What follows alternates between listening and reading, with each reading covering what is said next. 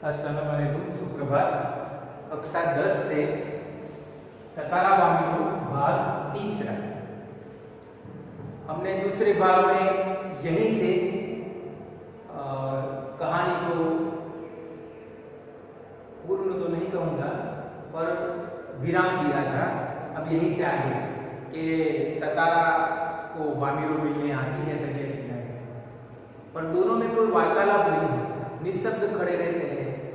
वो चली भी जाती है, वामिलो फिर भी उसे कुछ बोल पाता नहीं है, लेकिन दोनों के दिल में एक दूसरे के प्रति प्रेम की भावनाएं जाग तो गई है, पर शब्द के रूप में वो एक दूसरे से कह नहीं सकते। क्यों? क्योंकि उन दोनों के जनजातियाँ थी, दोनों के गांव अलग थे। दोनों के गांव में ये रिवाज थे कि एक गांव का लड़का दूसरे गांव के लड़के से ना प्रेम कर सकता है, ना प्रेम विवाह कर सकता है। तो ये सारी कठिनाइयों के बीच फिर भी अपनी भावनाओं को मद्देनजर एक दूसरे के सामने आते हैं, पर कुछ बोल पाते नहीं है। अब आगे कि दोनों रोज उसी जगह पहुंचते और मूर्तिवत एक दूसरे को निर्निमेष मतलब लगातार देखते रहते, ताकते रहते। बस भीतर समर्पण था जो अनवरत गहरा था। लपाती के कुछ युवकों ने इस मुख प्रेम को बांध लिया और खबर हवाओं की तरह बह। वामिलो लपाती ग्राम की थी और ततारा पासा गांव का था। दोनों का संबंध संभव नहीं था। रीति अनुसार दोनों एक ही गांव का होना आवश्यक था। वामिलो और ततारा को समझाने बुझाने के कई प्रयास हुए, किंतु दोनों अड़िग रहे। वे नियमतः लपाती के उसी समुद्र किनारे पर मिलते रहे, अफवाहें फैलती रही। अब दोनों का मुक्त प्रेम था, दोनों एक ही जगह मिलते थे, पर एक दूसरे से बात नहीं करते, बस एक दूसरे को निहारते रहते। धीरे धीरे ये 1, 2, 3 ये सिलसिला चलता रहा। धीरे धीरे उनके मुख प्रेम की बात गांव वालों को लगने लगी। अब वामिलो लपाती गांव की थी और ततारा पासा गांव। अब इन जनजातियों में रिवाज था कि एक गांव की लड़की या लड़का दूसरे गांव की लड़की या लड़के से शादी कर सकते नहीं थे। परिणाम ये हुआ कि लोगों ने इनको समझाने का प्रयत्न किया कि तुम्हारा प्रेम योग्य है पर शादी योग्य नहीं है, पर फिर भी दोनों नहीं मान रहे, अपनी बात पर अड़े गए, वही मिलते रहे। ऐसी अफवाहें और फैलती रही।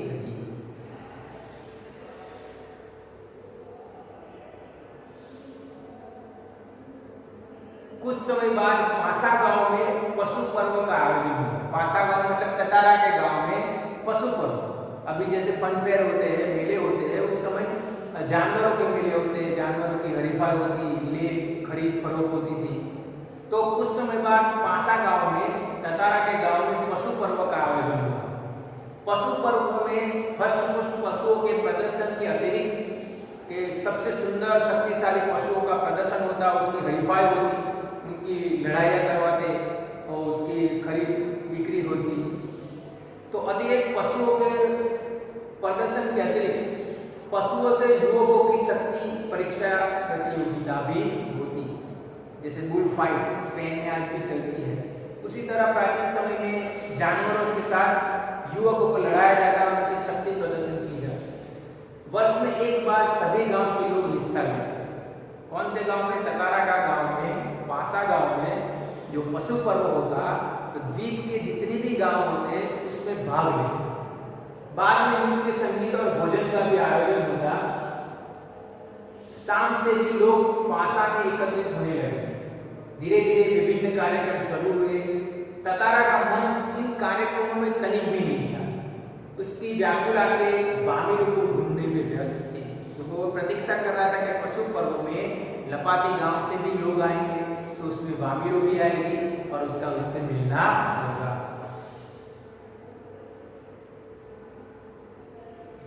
नारियल के झुंड के एक पेड़ के पीछे उसे जैसे कोई झांकता दिखा।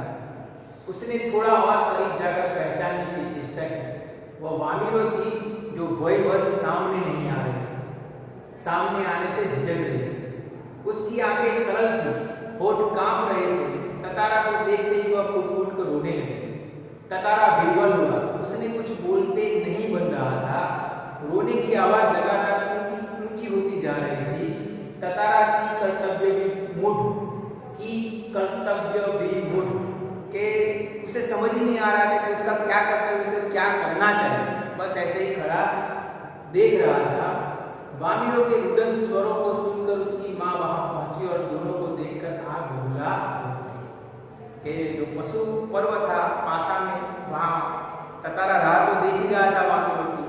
वामिरो आई भी, पर वो लोगों की नजर से छुप कर ततारा को देख रही थी। ततारा उसके सामने गया, पर वामिरो कुछ बोल नहीं पा रहे थे। उसकी आंखों में डर था, आंखों में आंसू थे। वो फूट फूट के रोने लगी। परिस्थिति ऐसी थी कि वो चाहती थी कि वो ततारा के साथ शादी करे, वो अपना नया जीवन बसाए, पर रिवाज ऐसे थे कि वो और ततारा कभी एक हो सकते नहीं थे। तो इस मजबूरी बस वो बहुत रोने लगी। ततारा उसे चुप भी नहीं करा सकता था, क्योंकि वो खुद ही नहीं समझ पा रहा था कि क्या करना चाहिए। और वामिरो की वहाँ माँ आ जाती है और बहुत आग बोला, मतलब कि बहुत गुस्सा हो जाती है दोनों को साथ देखकर। सारे गांव वालों की उपस्थिति में वह दृश्य उसे अपमानजनक लगा। किसे? वामिरो की माँ। इस बीच गांव के कुछ लोग भी वहां पहुंचे। वामिरो की माँ क्रोध में उफन हुई। उसने ततारा को तरह तरह से अपमानित किया। गांव के लोग भी ततारा के विरोध में आवाज उठाने लगे। यह ततारा के लिए असहनीय था। वामिरो अब भी रोए जा रही थी। ततारा भी गुस्से से भरा हुआ। उसे जहां विवाह की निषेध परंपरा पर शोक था, वहीं अपनी असहायता पर खींच भी थी। खींच मतलब गुस्सा के परिस्थिति ये हुई कि ततारा वहीं खड़ा है, वामिरो रो रही है, उसकी माँ ये देख रही है। उसकी माँ से बर्दाश्त नहीं है, क्योंकि इसकी माँ परंपराओं से जुड़ी हुई है। उसे पता है कि मेरी बेटी से मुझे कितना भी प्यार, पर मैं उसे दूसरे गांव में उसके मनपसंद युवक के साथ उसकी शादी करा सकती नहीं हूँ, वरना मैं गांव के रीति रिवाजों से बाहर फेंक दी जाऊँ। तो वो ततारा को अपमानित करती है, बहुत बड़ा चढ़ा के बातें करती है। लोग भी परंपराओं का साथ देते हुए ततारा का विरोध करते हैं। अब ऐसी परिस्थिति में लोग विरोध कर रहे हैं, उसकी माँ अपमानित कर रही है वामिरो की। ततारा शक्तिमान है, सबसे लड़ सकता है, पर फिर भी पहले तो उसे क्षोभ है। कैसी परंपरा है कि दो लोग प्रेम करते हैं फिर भी विवाह नहीं कर सकते, क्योंकि एक दूसरे के गांव के नहीं है।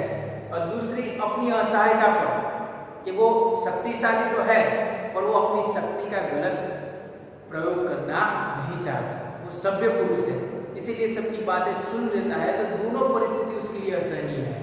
कि पहले तो ऐसी गलत परंपरा उसके लिए सही नहीं रहती, दूसरा वो शक्तिशाली है, फिर भी लोगों की बातें उसे सहनी पड़ रही है।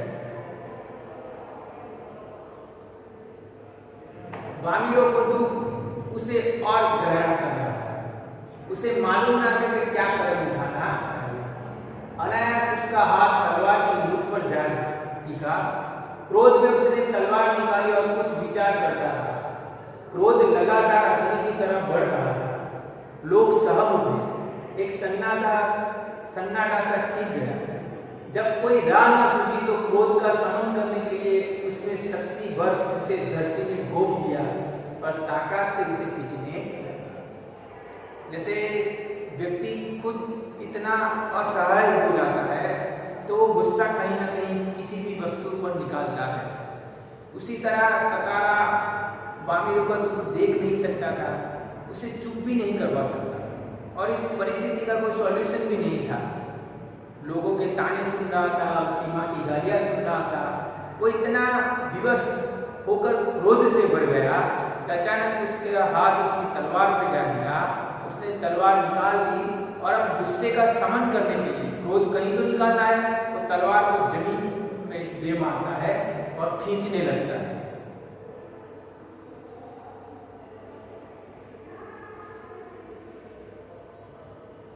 ये तलवार दिखाई गई है।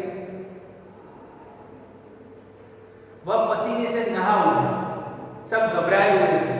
वह तलवार को अपनी तरफ खींचते खींचते दूर तक पहुंच गया। वह हाँफ रहा था। अचानक जहां तक लकीर खींच गई वहां एक दरार होने लगी, मानो धरती के दो टुकड़ों में बंटने लगी। एक गड़गड़ाहट सी गूंजने लगी। जा रही थी। द्वीप के अंतिम सिरे तक ततारा धरती को मानव क्रोध से काटता जा रहा था।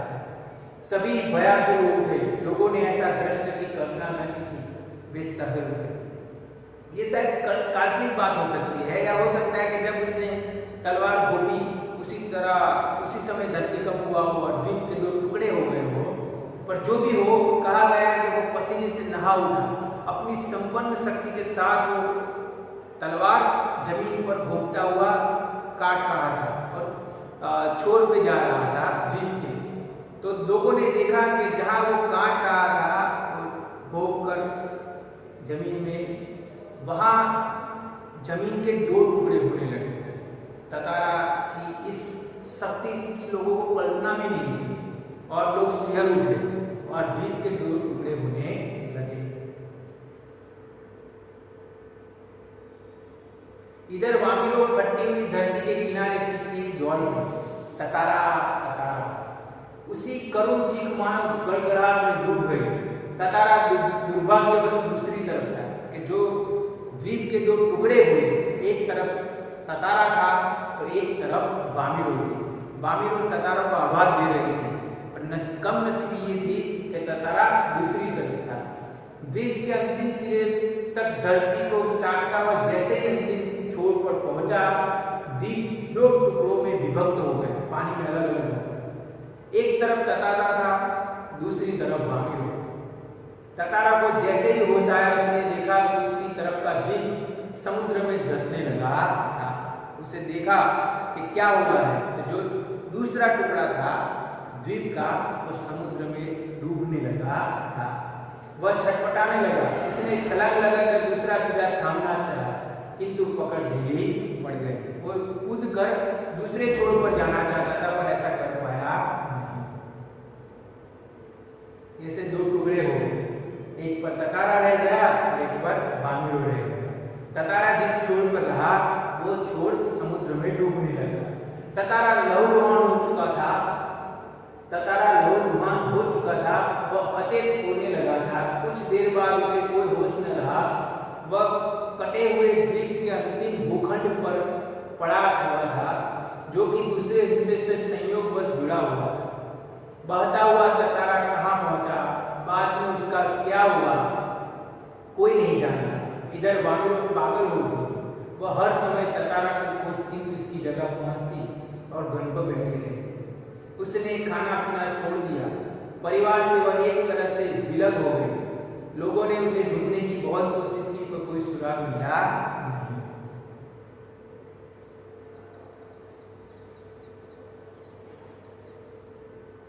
परिणाम क्या हुआ कि जीव के 2 टुकड़े हुए, दूसरे टुकड़े पर ततारा था। उसे जब परिस्थिति से वाकिफ हुआ, तब तक तो द्वीप डूबने लगा था।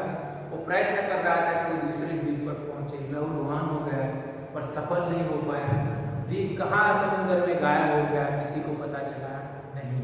ना द्वीप का पता चला, ना ततारा का पता चला। वामिरो ततारा की याद में पागल हो गई। घर वालों से कोई संबंध नहीं। रोज उसी जगह जाकर वो ततारा की राह देखने लगी, और फिर अचानक वो भी कहीं चली गई। वो किसी को पता चला नहीं। आज न ततारा है, न वामिरो है, किंतु उनकी यह प्रेम कथा घर घर में सुनाई जाती है। निकोबारियों का मत है कि ततारा की तलवार से कार निकोबार के जो टुकड़े हुए, उसमें दूसरा लिटिल अंडमान है, और पहला जो कार निकोबार 5 से 96 किलोमीटर दूर स्थित है। निकोबार इस घटना के बाद दूसरे गांव में भी आपसी विवाह संबंध बांधने लगे। ततारा वामिरो की त्यागमयी मृत्यु शायद इसी सुखद परिवर्तन के लिए हुई थी। दोनों एक मृत्यु कभी सुखद नहीं होती, पर यहाँ सुखद क्यों कहा गया है कि दोनों के बलिदान से उसके बाद द्वीप में जितने भी गांव थे, आपस में कहीं भी शादी के बंधन में बन सकते थे।